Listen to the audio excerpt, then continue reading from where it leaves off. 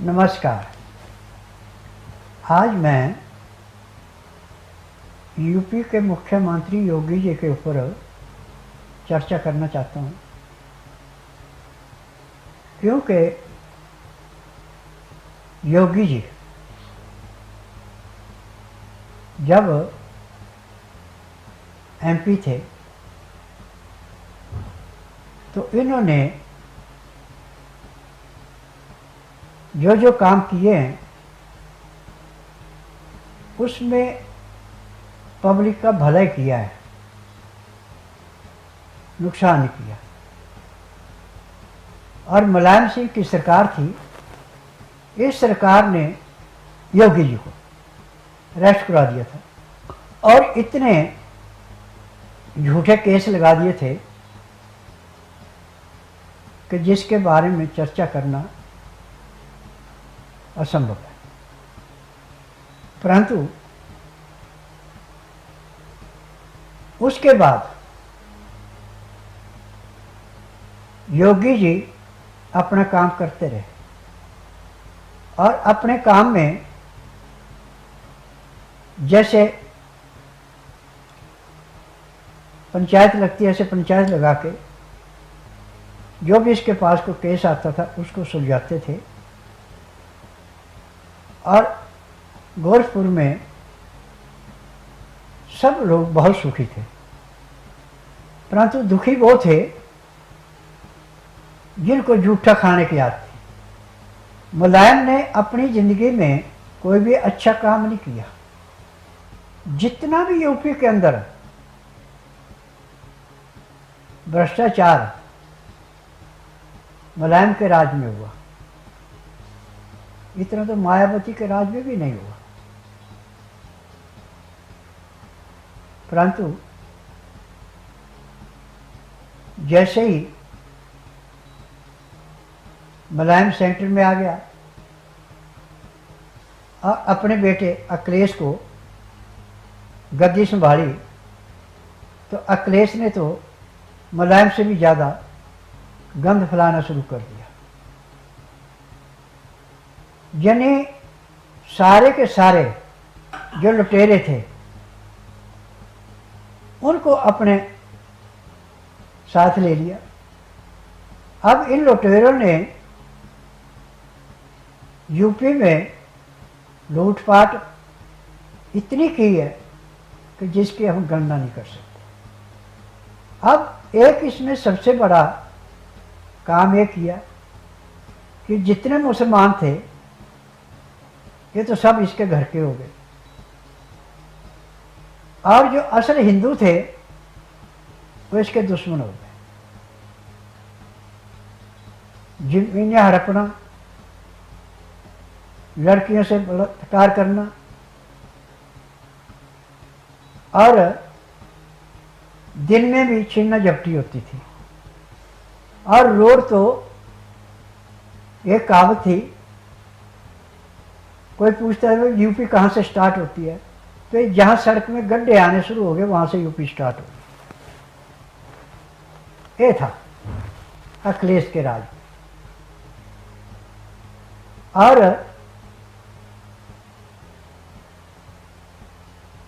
इसके जो मुख्यमंत्री थे अपने आप बने हुए, इनकी नहीं चलती थी। इनके पास जो जिसने यूनिवर्सिटी बनाई थी, जवाहर यूनिवर्सिटी, उसी की चलती थी। और इसने कितने गरीबों की जमीन हड़पी, कितनों के घर तोड़ाए, कितनों की दुकानें तोड़ाई, कितनों को जेल बजाया। ये काम अखिलेश का था। और कितना लूटपाट की, ये सारी देन अखिलेश की थी। परंतु योगी जी जब 2017 में मुख्यमंत्री बने तो इसने सबसे पहले यही कहा कि जो भी लुटेरे हैं, जो भ्रष्टाचारी हैं, ये या तो यूपी छोड़ के चले जाएं या फिर सीधे भगवान के पास जाने के लिए तैयार हो जाएं या जेल में सड़े। अब जैसे जैसे ये शिकंजा कसते गए, उग्रवाद कम होने लगा और जो सबसे ज़्यादा भ्रष्टाचारी थे वे दूसरे स्टेटों में जाके अरेस्ट होने शुरू हो गए। वो सारी कांग्रेस की और अखिलेश की देन थी। और आज यूपी कितना अच्छा है कि दिन को रात को जब मर्जी जाए को डर नहीं है। परंतु जब से 2024 में इलेक्शन में इसने 37 सीटें ले ली, उसके बाद कितना उग्रवाद फैला दिया इसने। आज यूपी के अंदर मुसलमान तो ये कहते हैं कि हमारा तो अन्नदाता अखिलेश है, परंतु मैं मुसलमानों से बता दूं कि अखिलेश आपका अन्नदाता नहीं है, ये आपको कब्र में लेने वाला यमराज है। क्योंकि गलत काम आपसे कराएगा अपनी कुर्सी लेने के लिए। कुर्सी तो इसको मिल ही नहीं। अब जो इसने जब तक कुर्सी लेनी थी वो मिल ली, अब इसके बाद कुर्सी नहीं मिलेगी। और ये सोचता है कि मैं दोबारा मुख्यमंत्री बनूंगा यूपी का, वो भी नहीं बनना। और जो जो इसने दुष्कर्म किए हैं इनकी सजा इसको ऐसे मिलेगी जैसे केजरीवाल को मिल रही है। अब जो अभी केस इसका चालू हुआ जिसमें इसको बुलाया है पेशी पे, इसमें केस जब सिरे चढ़ेगा तो जेल में तो जाना ही पड़ेगा। योगी जी ने कितनों को मुफ्त राशन बांट रहे हैं, कितनों को घर दिए हैं, कितनों को सिलेंडर दिए हैं और कितनी लड़कियों की शादियां की हैं। और यूपी की जनता भी बड़ी हेरा फेरी वाली है। बहन भाई की भी शादी क्लियर करवा दी उसने कागजों में, जबकि 7 दिन में पैसा लेने के लिए। और मैं इस बात के लिए योगी जी को धन्यवाद देता हूं कि इन्होंने अपने स्टाफ के ऊपर भरोसा किया, जबकि स्टाफ इसका अखिलेश के कहने पर चलता था। और अभी जो ये 2024 के इलेक्शन में बीजेपी को हानि हुई, ये सारी अंदर के स्टाफ से हुई। स्टाफ ने हेरा फेरी की है। यदि स्टाफ हेरा फेरी ना करता तो बीजेपी की कम से कम 72 से 80 के बीच में सीटें आती, इससे ऊपर भी हो सकती थी। परंतु जो अंदर का स्टाफ था और कुछ पुलिस अफसर थे ऐसे जो कि इसके कहने पे चलते थे, उसकी वजह से जो बीजेपी को हानि हुई है इसने नजायज फायदा उठाया। और जितने भी अब इसके बाद कांड हुए सब मुसलमान हैं। किसी हिंदू ने कांड नहीं किया, मुसलमान ने किया। और मुसलमानों के पीछे ये ऐसे जाता है जैसे इसकी माँ के पेट से पैदा हुए हैं। मैं आज यूपी की पूरी जनता से एक ही निवेदन कर रहा हूँ कि आप सनातन धर्म को मानिए। और जो मुल्ला नमाज पढ़ने वाले हैं, इनसे जितनी आप कन्नी काटेंगे उतने सुखी रहेंगे।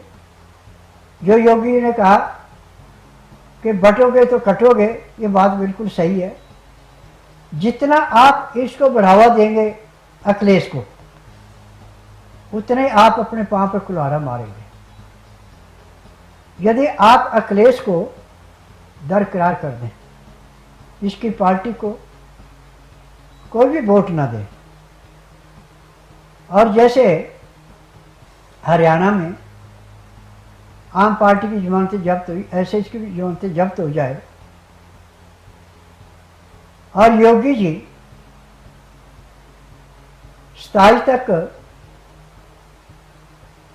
इतना अच्छा यूपी को बना सकता है कि जो एक राम राज्य कहलाएगा।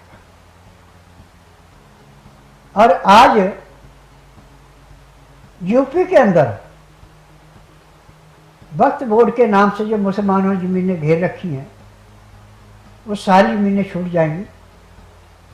अखिलेश और जितने भी उग्रवादी मुसलमान हैं, ये सारे के सारे गड्ढे में ऐसे गिरेंगे जैसे अंधेरे कुआं के अंदर मेंढक कूदते हैं, ऐसे कूदेंगे। क्योंकि अखिलेश की सह पे और राहुल की सह पे जो मुसलमान उग्रवाद कर रहे हैं, पत्थरबाजी कर रहे हैं, गोली कांड कर रहे हैं, अब इनको भगवान में नहीं बख्श सकता। यहाँ से यदि उसके पास भी चले गए तो भगवान भी इनको नरक में भेजेगा, दोबारा जीवन दान नहीं देगा। योगी जी ने औरतों के लिए, बच्चों के लिए, नौजवानों के लिए जो काम किए हैं, इनकी जितनी सराहना की जाए उतनी थोड़ी है। और सबसे बड़ी बात योगी जी की है कि ज़्यादा से ज़्यादा 2.5 या 3 घंटे सोते होंगे, जैसे मोदी जी सोते हैं, इससे ज़्यादा नहीं सोते। ये हर जगह की प्लानिंग करते रहते, कहाँ पे क्या हो रहा है, वहाँ क्या करना है। और आज तक सनातन धर्म में यूपी के अंदर जितना योगी के आने के बाद परिवर्तन हुआ, इतना कभी नहीं हुआ। चाहे कांग्रेस की सरकार रही, चाहे बीजेपी की सरकार रही, चाहे समाजवादी पार्टी रही, चाहे बहुजन की रही, परंतु जो कर्म अब योगी ने करके दिखा दिया, ये किसी ने नहीं दिखाया। इससे पहले चाहे हमारे बीजेपी के प्रधानमंत्री बने, मुख्यमंत्री बने हों, चाहे कांग्रेस के बने हों, इन्होंने इतनी उपलब्धि प्राप्त नहीं की जितनी कि योगी जी ने की। योगी जी का सीधा काम है कि जहाँ धर्म हो रहा है वहाँ हानि नहीं है, जहाँ कुकर्म हो रहा है वहाँ हानि है। उनको साम धाम वेद जिस भी रास्ते से सुधारने की कोशिश करते हैं। और आज यूपी में काफ़ी अच्छा परिवर्तन आ गया है। और जिन जिन मुसलमानों को इसने बढ़ावा दिया था, अब वो मुसलमान भी हाथ जोड़ के माफ़ी मांग रहे हैं। परंतु योगी के अंदर हमदर्दी है कि जो झुक गया उसको माफ़ कर देते हैं। और मैं योगी जी से एक निवेदन कर रहा हूँ कि अब माफ़ी किसी को नहीं देनी। जिसने गलत काम किया या तो जेल में सड़े या सीधा ऊपर जाए, और जेल में भी उनको बैठाओ मत। जैसे अंग्रेजों के टाइम पे चक्कियाँ चलती थी, ऐसे चक्की चलाओ, जो मर्जी काम करो, उनसे काम लो, बैठा के खाना मत खिलाओ। अंग्रेजों के टाइम पे जो सज़ा दी जाती थी उससे भयंकर सजा दो। आज हमदर्दी उसी से करो जो इंसान को इंसान समझे। जो इंसान को इंसान ही समझता, उसके साथ किसी किस्म की हमदर्दी मत करो। और सुप्रीम कोर्ट में जो आपके ऊपर रोक लगाई थी कि आप किसी का घर नहीं गिरा सकते, तो आपको इस रोक का कोई फर्क नहीं पड़ेगा। जिन्होंने नाजायज कब्जे घर बना रखे हैं, इसमें आपका कोर्ट भी कुछ नहीं कर सकता, आप उसको गिराइए। और जो स्टाफ आपका काम करने वाला है, उससे तो काम लीजिए। जो काम चोर है, रिश्वतखोर है, उनको आप रिटायर कर दे तो ही अच्छा है। क्योंकि यूपी में बदनामी वही कर रहे हैं जो अखिलेश के, कांग्रेस के और बहुजन समाज पार्टी के पिट्ठू हैं। इन पिट्ठुओं को यदि आप निकाल दें तो मैं कहता हूं कि यूपी में राम राज्य आ गया। ऐसे राम राज्य तो अभी है, उसको हम नहीं कह सकते नहीं है, परंतु जो दुष्ट प्रभाव के बैठे हुए हैं, जब तक इनको नहीं निकाला जाएगा तब तक यूपी में हम पूरे कामयाब नहीं होंगे। और जो आपने फैसला लिया कि जो अपनी प्रॉपर्टी का, अपने परिवार का पूरी हिस्ट्री ना बताएंगे, उनकी तनख्वाहें बंद की हैं, इससे मैं बहुत खुश हूं।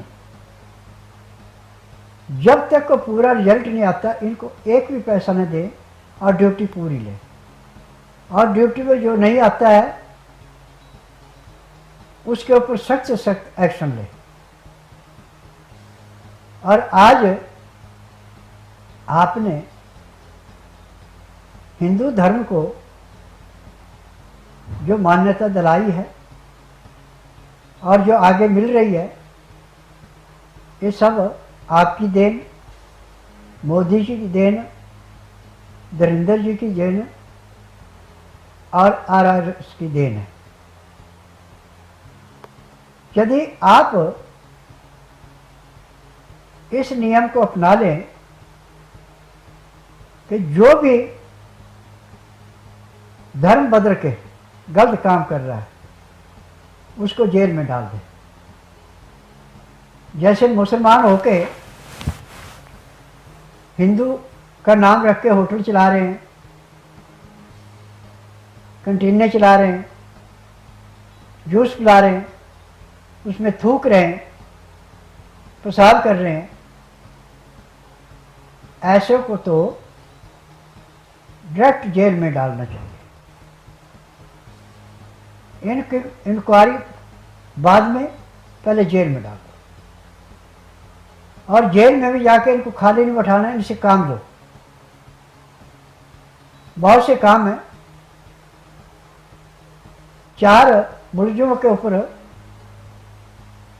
4 ही पुलिस वाले होने चाहिए, एक मुलजिम के पीछे एक पुलिस वाला होना चाहिए, तब ये काम करेंगे। यदि पुलिस वाला भी हेराफेरी करता है कि हमदर्दी करता है तो उसको भी सजा दो। मैं ये आपसे निवेदन करना चाहता हूँ और कर रहा हूँ। आज एक मेरा बहुत ही दीर्घ चोर है, मियाँ बीबी है दोनों, जिसका नाम सुनील झा और बिंदु झा है। इन्होंने पैसा लूट लूट के आपके यूपी में एक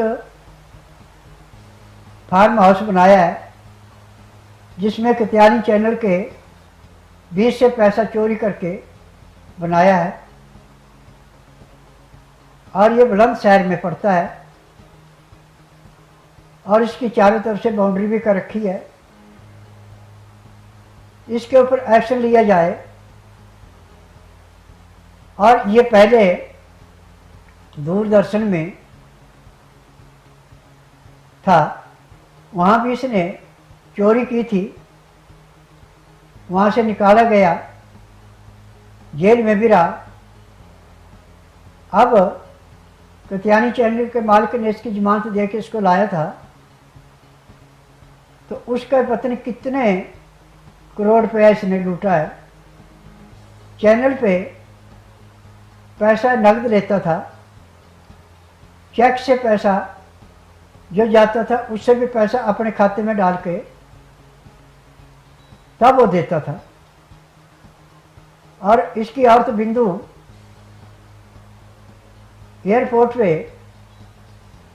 कत्यानी चैनल के मालिक के पास नौकरी करती थी, वहाँ भी हेराफेरी करती रही।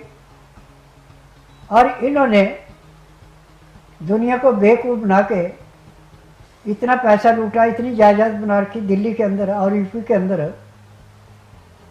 कि जब आप इसकी इंक्वायरी कराएंगे तो आप खुद ही कहेंगे कि इतने भ्रष्टाचारी तो यूपी के अंदर हमारे मुलाजिम नहीं थे जितना अत्याचारी ये है।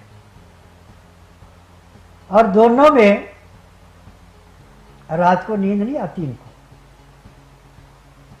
जब मैं वहाँ कत्यानी चैनल में अपना प्रोग्राम देने आता था तो बार बार ये शिकायत करते हमें नींद नहीं आती।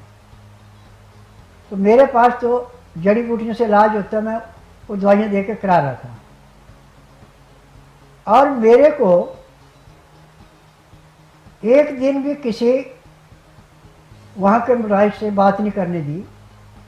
जैसे मैं वहाँ जाता था तो अपने पास बैठाते थे, जितनी देर प्रोग्राम होना उतनी देर तक मेरे पास बैठे रहते थे। और उसके बाद मुझे गाड़ी में बैठा के भेज देते ताकि इसका कोई भेद न खुल जाए, कोई मुलाजिम बता ना दे। और जब इसको 2014 में कत्यानी चैनल ने इसको निकाला और इसकी औरत को भी निकाल दिया, तो मेरे पास रोने लगे। तो मैंने कहा कोई बात नहीं है, आपके पास जगह है, चैनल मैं बना देता हूँ, आप उसको देखो। तो इन्होंने मेरे को धोखे में लेके 8 करोड़ 24 लाख रुपया खर्च करा दिया और चैनल अपने नाम से करा लिया, औरत के नाम से और अपने साले के नाम से। और जबकि ईओडब्ल्यू में इसका केस चला, इसको अरेस्ट किया, इसकी औरत को एक कपल एसीपी था, औरत को नहीं अरेस्ट करने दिया, उसको भगाते रहे।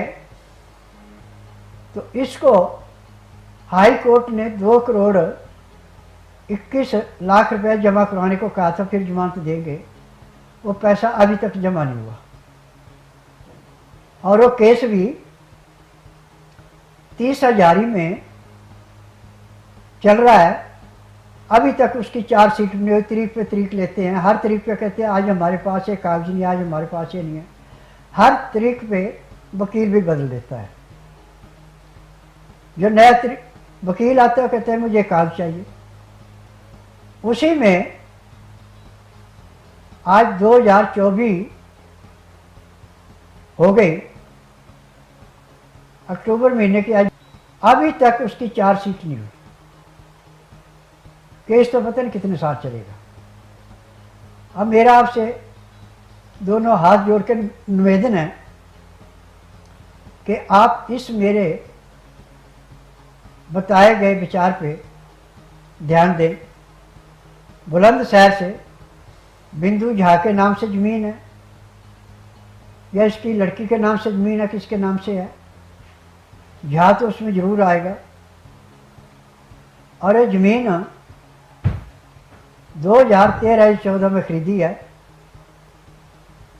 और इसकी चारों तरफ की बाउंड्री भी कुरा करके अंदर इसने गौशाला भी बना रखी थी, भैंसों की डेयरी भी बना रखी थी।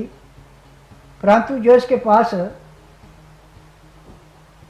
इनकी देख रेख करने वाले उनको तनख्वाह नहीं देते थे, वो डेयरी भी मेरे ख्याल आप बंद है। परंतु यदि आप इसकी इंक्वायरी शुरू से करवाएंगे तो आपको पूरा पता लग जाएगा कि बिंदु झा और सुनील झा कितने चोर हैं। और आज इनकी मदद करने के लिए ईओडब्ल्यू में हैदर अली, राधे श्याम और कपल ये थे और उनसे मदद लेते थे। और हेड ऑफिस में सतीश गोरचा, जिसने मेरे को कहा कि आपका केस नहीं बनता। तो उसके बाद 2018 में सतीश गोरचा की जगह पे प्रवीण रंजन ये आए। उनका पीए रणजय जी थे।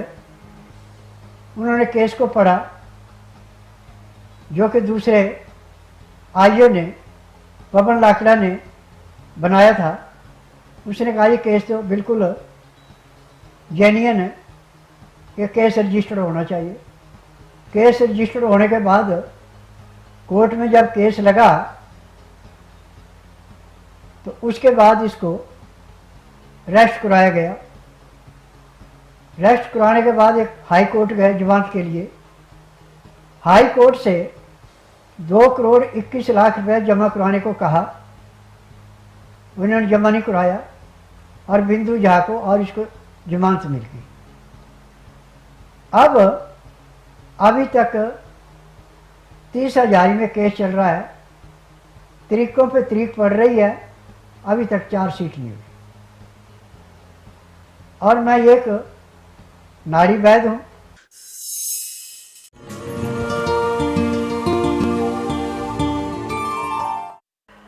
नमस्कार। सभी दर्शकों से निवेदन है कि मैं नारी वैद्य हूँ। मुझे 10,000 जड़ी बूटियों की पहचान है। मेरी अपनी फार्मेसी दवाइयाँ बनाने की, मेरी दवाइयाँ रजिस्टर्ड हैं। कैंसर की और किडनी की दवाई पेटेंट है। यदि किसी को हफ्ते में 2 बार डायलिसिस होता है तो जिस दिन रोगी मेरे पास आता है उसी दिन डायलिसिस बंद हो जाता है। यदि किसी का कैंसर 90% तक पहुंच गया है तो जिस दिन मेरे पास आता है उसी दिन उसका 10% कम हो जाता है। और मेरी दवाई सारी उम्र नहीं खानी पड़ती। छोटा मोटा रोग है तो 15 दिन, बिगड़ा हुआ रोग है थोड़ा तो 1 महीना, ज़्यादा बिगड़ा हुआ है तो 2 से 3 महीने। और जिसका उपचार कहीं पूरे संसार में नहीं, उसका उपचार मेरे पास है। एलोपैथिक में किसी भी रोग की दवाई नहीं जो जड़ से कट जाए। एक बार जिस रोग की दवाई आपने स्टार्ट करा ली, वो जब तक आप जिएंगे तब तक खानी पड़ेगी, उसकी खुराक बढ़ती जाएगी। अब इनको 1954 में जवाहरलाल जी ने जो कानून बनाया था कि एलोपैथिक से इलाज करो, आयुर्वेद को छोड़ दो। अब हम डॉक्टरों को दोष कैसे दे सकते हैं? इनको जो पढ़ाया है, जो इन्होंने सीखा, वही काम कर सकते हैं। अब इनको पता कि अंग खराब होगा, उसको काट दो, इतना काम तो कर देंगे। परंतु वो ठीक जख्म हो ना हो, वो इनकी जिम्मेदारी नहीं है। यही हमारे आयुर्वेद, यूनानी, होम्योपैथी का है कि उनको भी किसी को नाड़ी का ज्ञान नहीं है। थ्योरी पढ़ी, थ्योरी के अनुसार जो फार्मेसी दवाइयाँ बना के देती हैं और लिखती है ये फलाने रोग की ये दवाई है, उनको देते हैं। उनकी जिम्मेदारी नहीं है कि वो ठीक हो ना हो। परंतु मेरे आश्रम में हर एक रोग की जिम्मेदारी है। जिस रोगी का 90% तक कैंसर होता है उसको तो मैं उसी दिन 10% आराम कर देता हूँ। और जिसका पांडु रोग है, पेट में पानी भरा हुआ, सुइयों से निकालना पड़ता है, जिस दिन मेरे पास आता है उसी दिन से टट्टी पेशाब दोनों रास्ते खुल जाते, पानी निकलना शुरू होता है। महीने 1.5 महीने में रोग समाप्त होता है, दवाइयाँ बंद हो जाती हैं। गठिए का मरीज है जो 4 पाई पे एड़ियाँ रगड़ रहा है, जिस दिन मेरे पास आता है उसी दिन उसकी दर्दों में 20 से 25% परमानेंट आराम मिल जाता है। महीने 1.5 महीने में रोग समाप्त होता है, चलना फिरना अपना काम करना शुरू कर देता है। मंदबुद्धि बच्चे जो जिनको डॉक्टर ने कह दिया कि बच्चा ना बोलेगा ना सुनेगा ना चलेगा फिरेगा, आज वो पूर्ण रूप से स्वस्थ हैं। जिनको डॉक्टर ने ब्रेन ट्यूमर का ऑपरेशन करके बेहोश कर रखा था, वो भी मेरे आश्रम में आके आप सुखी जीवन जी रहे। परंतु मेरे आश्रम में सबसे बड़ी विशेषता है कि परहेज बहुत सख्त है। ठंडा पानी नहीं पीना, छना हुआ आटा नहीं खाना, धुली हुई दालें नहीं खानी, नॉर्मल खाना खाना पड़ता है। चोकर वाला आटा, छिलके वाली दालें, छिलके वाली सब्जियाँ, हरी सब्जियाँ पत्तेदार ज़्यादा खानी पड़ती हैं, और मैदे की चीज़ों से बिल्कुल परहेज रखना पड़ता है। पानी जब पीना हल्का गर्म पीना, और लहसुन प्याज अदरक का प्रयोग अधिक से अधिक करना कच्चे का। चाहे किडनी है, चाहे गठिया है, चाहे हार्ट अटैक है, चाहे बीपी हाई है चाहे लो है, चाहे जख्म बिगड़े हैं, चाहे नसुर है, इन सब की भराई करता है लहसुन प्याज अदरक। और जो कहते हैं कि हम लहसुन प्याज अदरक नहीं खाते या हम लहसुन प्याज नहीं खाते, उनसे मैं निवेदन कर रहा हूँ कि जो तरह तरह की भ्रांतियाँ फैला रखी हैं सब गलत है। आप जो एलोपैथिक दवाई खाते हैं उसमें होता है बिच्छू का जहर, कोबरे शाम का जहर, केमिकल और मरे हुए जानवरों का हड्डियों का चूरा। उससे आपका धर्म भ्रष्ट नहीं होता, उसका आपका धर्म भ्रष्ट नहीं होता, उससे कोई आपका देवी देवता रुष्ट नहीं होता। सुबह जो आप दातन करते हैं उसमें मरे हुए जानवरों का हड्डियों का चूरा है। परंतु स्वस्थ विचार में लहसुन प्याज अदरक का नाम मैंने त्रिवेणी रखा हुआ है। त्रिवेणी में स्नान करने से भले ही आपको पापों से मुक्ति मिले ना मिले, परंतु लहसुन प्याज अदरक खाने वाले को किसी किस्म का रोग नहीं व्यापता। अब कोई भी रोग है, यदि आप लहसुन प्याज अदरक का रस निकाल के 2-2 चम्मच शहद में मिला के 4-5 बार दिन में ले लेते हैं, तो कोई कीटाणु यदि सांस के द्वारा आपके अंदर चला गया तो वही नष्ट हो गया। लहसुन प्याज अदरक कीटाणुओं को नष्ट करने के लिए, खून को साफ करने के लिए, पाचन शक्ति को मजबूत करने के लिए और शरीर में ताकत देने के लिए अमृत के समान है। आज चाहे स्वाइन फ्लू ले, चाहे डेंगू ले, चाहे चिकनगुनिया ले, चाहे बुनियादी बुखार ले, चाहे टीबी ले, लहसुन प्याज अदरक जितना आपको लाभ देगा इतने और कोई दवाई नहीं देगी। और ये लाइफ पूरी उम्र नहीं चलता, किसी को महीना, किसी को 1.5 या 2 महीने, रोग समाप्त हो गए, दवाइयाँ बंद हो गई। आज मैंने डंके की चोट पे एलोपैथिक से, आयुर्वेद से, यूनानी से, होम्योपैथी से एक ही निवेदन किया कि जिस रोगी का उपचार कहीं नहीं उसका मेरे पास है। परंतु यहाँ पे ना तो टेस्ट रिपोर्ट लानी, ना मुंह से बोलना, ना खानदानी बताना। मेरे पास आने का नियम है कि बुधवार की मैं छुट्टी रखता हूँ, गुरुवार से लेकर मंगलवार तक नाड़ी परीक्षण करता हूँ। नाड़ी परीक्षण में पैर के तलुए से सिर के बाल तक की MRI, CT scan, X ray, ultrasound, ECG, sonography, सब कुछ 5 सेकंड में नाड़ी परीक्षण में हो जाते हैं। फिर उसके अनुसार मैंने दवाइयाँ बनाई हैं, खाने की हैं, पीने की हैं, मालिश करने के तेल है, आँख में, नाक में, कान में डालने की दवाइयाँ हैं, दांत मंजन है, ये सब जड़ी बूटी हैं। और ये दवाई लेने के 10 सेकंड में दवाई अपना असर दिखाना शुरू करती है। अब बहुत जगह कहावत है कि एलोपैथिक में एकदम आराम मिल जाता है, आयुर्वेद में टाइम लंबा लगता है। बिल्कुल झूठ है।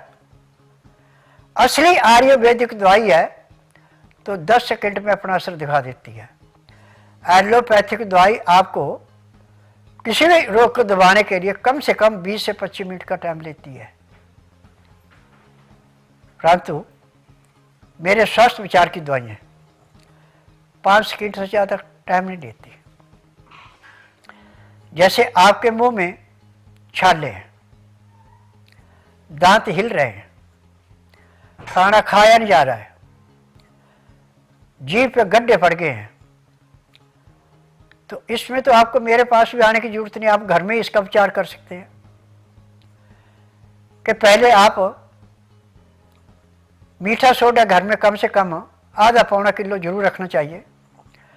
और अमरूद का पेड़ चाहे आप गमले में लगाएं या जमीन आपके पास तो उसमें लगा लें। पहले तो आप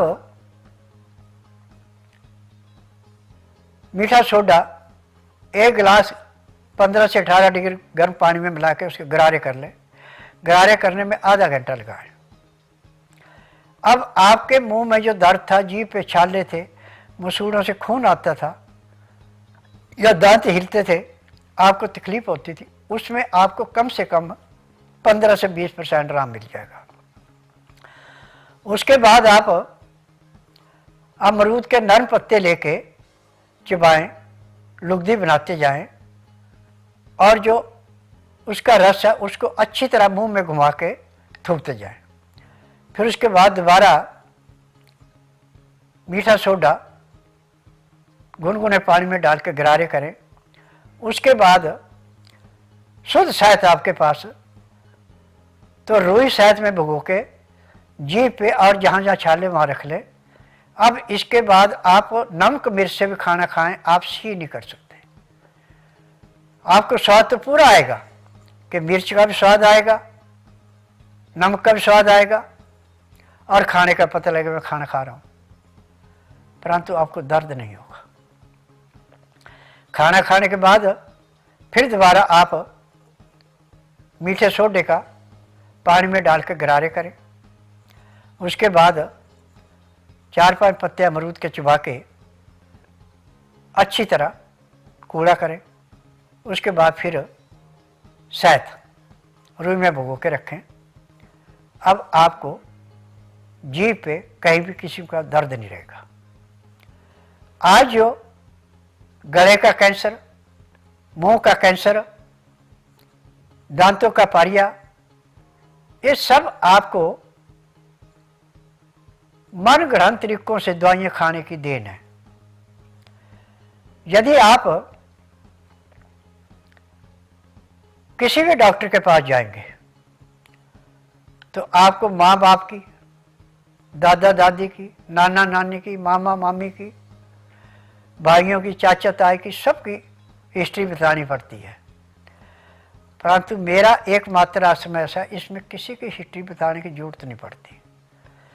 नाड़ी वृक्ष में पैर के तलुए से सिर के बाल तक जो भी रोग मिलेगा वो सब दवाइयाँ दी जाएंगी। और इन दवाइयों का वजन 15 किलो से लेकर 20 किलो के बीच का होता है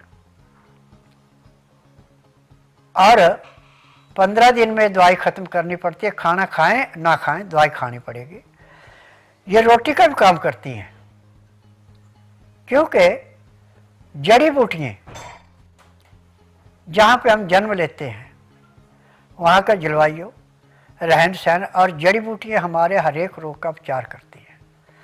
जहाँ पे जो रोग ज़्यादा फैलता है वहाँ पे वो जड़ी बूटी भी ज़्यादा होती है। आज पूरे संसार में नाड़ी वैद्य तो बहुत कहलाते हैं कि मैं नाड़ी वैद्य हूँ, परंतु नाड़ी का ज्ञान पूरा नहीं है। मुझे नाड़ी ज्ञान सीखने में 7 साल लगे थे, जिसमें मुझे नाड़ी का ज्ञान शुरू हो गया था और पूरा नाड़ी ज्ञान 10 साल में आ गया था। आज जिसका 12 घंटे पेट खाली होता है, नाड़ी परीक्षा में मैं 5 सेकंड में बता देता हूँ कि आपको ये रोग इतना पुराना है और ये आपने गलती की है, इसकी सजा है। तो तभी मैं कहता हूँ कि आंधे को दिखाना, बहरे को सुनाना, गूंगे से बुलाना, बांझ से संतान उत्पत्ति कराना, न मर्द को मर्द बनाना, ये मेरा काम है। जो कार्य कोई नहीं कर सकता उसको मैं करके दिखाता हूँ। और मुझे दिखाने में ज़्यादा से ज़्यादा 15 से 20 मिनट लगते हैं। उसी में रोगी स्वयं कह देता कि हाँ मुझे अब इतना आराम है। और जब डॉक्टर कहते हैं कि आपका लास्ट स्टेज का कैंसर है, परिवार वालों को कहते जाओ घर में अब सेवा करो इसकी, जितने दिन ये बेचारा सांस ले रहा है। परंतु जब वो मेरे पास लाते तो उसी दिन उसको 10% आराम मिल जाता है। 15 दिन की दवाई दी जाती है, उसमें 40 से 50% आराम मिल जाता है। महीने 1.5 महीने में रोग समाप्त होता है, दवाइयाँ बंद हो जाती हैं। मेरे में एक कमी है कि मैं किसी एक रोग की दवाई नहीं देता।